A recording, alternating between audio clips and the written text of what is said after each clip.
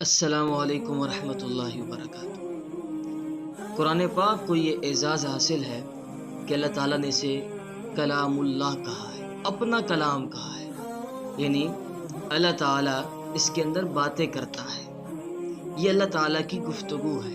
سبحان اللہ ماشاء اللہ۔ قرآن پاک میں اس کا ذکر ہے، فرمایا وَإِنْ أَحَدٌ مِّنَ الْمُشْرِكِينَ اسْتَجَارَكَ فَأَجِرْهُ حَتَّى يَسْمَعَ كَلَامَ اللَّهِ، کہ جب کوئی مشرک اے ایمان والو تم سے پناہ مانگے، امن میں آنا چاہے تو اسے پناہ دے دیا کرو یہاں تک کہ وہ امن میں آنے کے بعد اللہ کا کلام سن لے، اللہ کی باتیں سن لے۔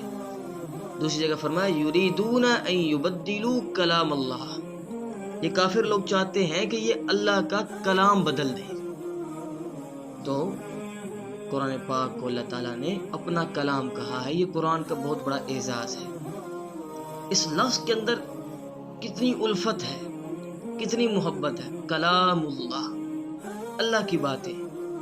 میں آپ کو اس کی تشریح میں ایک واقعہ سنانا چاہتا ہوں تاکہ آپ کے اذہان کے اندر یہ کلام اللہ کی تشریح اور کلام اللہ کا معنی ثبت ہو جائے۔ بر صغیر پاک و ہند، یعنی جب یہ پاکستان، ہندوستان، بنگلہ دیش، کشمیر، افغانستان یہ خطے اکٹھے تھے، تو ایران کے شہزادے نے موتیوں سے کھیلتے ہوئے ایک مصرع کہا۔ ہمارے حکمراں یہی کرتے رہے، کہتے ہیں کہ در ابلک کسی کم دیدہ موجود، چتکبرا موتی، یعنی جس کے اوپر کالے اور سفید دھبے ہیں، ایسا موتی یہ کسی نے نہیں دیکھا، یہ پایا نہیں جاتا۔ موتی یا سفید ہوگا یا کالا ہوگا یا کسی اور رنگ کا ہوگا، یہ چتکبرا موتی نہیں ہوتا۔ تو وہ اپنے وزراء سے کہنے لگا یہ تو مصرع ہے، در ابلک کسی کم دیدہ موجود، اس کا دوسرا مصرع بناؤ۔ تو وزراء قاصر رہے، بڑا پریشان ہوا کہ یار دوسرا مصرع نہیں بن رہا۔ تو اسے کسی نے مشورہ دیا کہ آپ عالمگیر کے دربار میں خط لکھیں کہ وہ اپنے شعراء سے کہیں، درباری شعراء سے، کہ وہ اس کا دوسرا مصرع لگائیں۔ وہاں بہت بڑے بڑے شعراء پائے جاتے ہیں۔ تو ایرانی شہزادے نے خط لکھ دیا۔ عالمگیر کے پاس جب پہنچا یہ خط، تو عالمگیر نے اپنے شعراء سے کہا جی اس کا دوسرا مصرع لگاؤ۔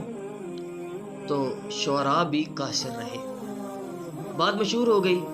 تو عالمگیر کی بیٹی زیب النساء، اس کے ذہن میں بھی آ گیا کہ در ابلک کسی کم دیدہ موجود بڑی شاعرہ تھی، اس کا دوسرا مصرع کیا ہونا چاہیے۔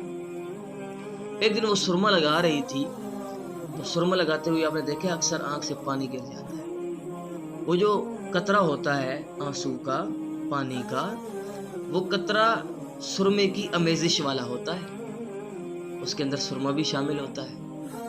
قطرہ گرا تو اس نے دیکھا تو کہتی ہے در ابلک کسی کم دیدہ موجود، مگر اشک بتان سرما آلود، چتکبرا موتی تو کسی نے نہیں دیکھا، اس کا وجود نہیں ہے، مگر میں نے دیکھا ہے کہ جب میرے محبوب کی آنکھ سے آنسو ٹپکا اور اس کے اندر سرمے کی آمیزش تھی۔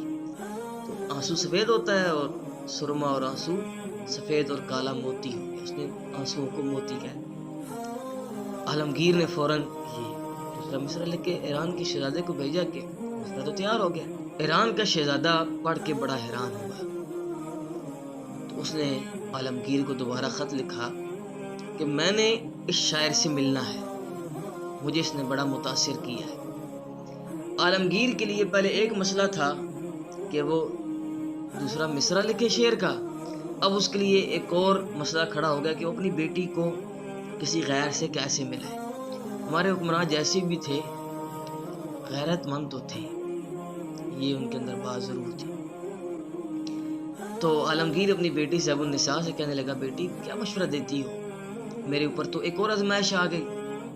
بیٹی نے کہا کہ یہ کوئی مسئلہ ہی نہیں ہے، میں ہی اس کو جواب دیتی ہوں۔ تو بیٹی نے دوبارہ خط لکھا، اس خط کے اندر اس نے اشعار لکھے، اور وہ اشعار آپ نے غور سے سننے ہیں، وہی ہمارے اس کلام اللہ کے معنی کے متعلق ہے، بڑے خوبصورت اشعار ہیں۔ کہتی ہے در سخن مخفی منم چوں بوئے گل در برگے گل، ہر کے دیدن میل دارن در سخن بیند مراد. کہتی ہے در سخن مخفی منم، میں اپنے کلام کے اندر، اپنے اشعار کے اندر اس طرح پوشیدہ ہوں جس طرح پھول کی پتیوں کے اندر پھول کی خوشبو پوشیدہ ہوا کرتی ہے.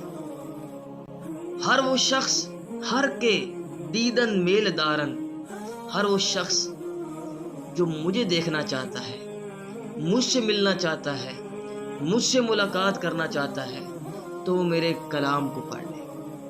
میرے کلام کو پڑھے گا تو میرے کلام کے اندر میری خوشبو پائے گا. گویا کلام جب انسان پڑھ رہا ہوتا ہے تو صاحب کلام سے ملاقات ہو رہی ہوتی ہے، صاحب کلام کی خوشبو آتی ہے، صاحب کلام کی باتیں ہوا کرتی ہیں، اس سے گفتگو ہوا کرتی ہے. یہی اشعار میں قرآن پر منطبق کرنا چاہوں گا کہ در سخن مخفی منم، چوں بوئے گل در برگ گل. اللہ تعالیٰ اپنے کلام میں اس طرح موجود ہے جس طرح پھول کی پتیوں کے اندر پھول کی خوشبو ہوا کرتی ہے. اور جو شخص یہ چاہتا ہے کہ وہ اللہ سے باتیں کرے، اللہ سے کلام کرے، اللہ اس سے گفتگو کرے، اللہ سے ملاقات کرے، تو اسے چاہیے در سخن بیند مراد، وہ قرآن پڑھے اور اس کے معانی کے اندر غور و خوض کرے، شوق اور جذبے سے قرآن پڑھے. گویا وہ اللہ تعالیٰ سے ملاقات کر رہا ہے اور اللہ تعالیٰ اس سے گفتگو کر رہا ہے. سبحان اللہ ماشاء اللہ. تو آپ بھی کلام اللہ کی تلاوت اسی شوق اور جذبے سے کیا کریں. گویا ہم اللہ سے ملاقات کر رہے ہیں یا اللہ سے ملاقات کی تیاری کر رہے ہیں، اور اللہ تعالیٰ کلام اللہ کے اندر ہم سے گفتگو فرما رہے ہیں. یہ اللہ کی باتیں ہیں.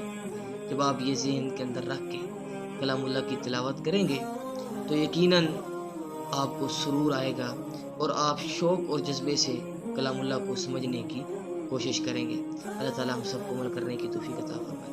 السلام علیکم ورحمۃ اللہ.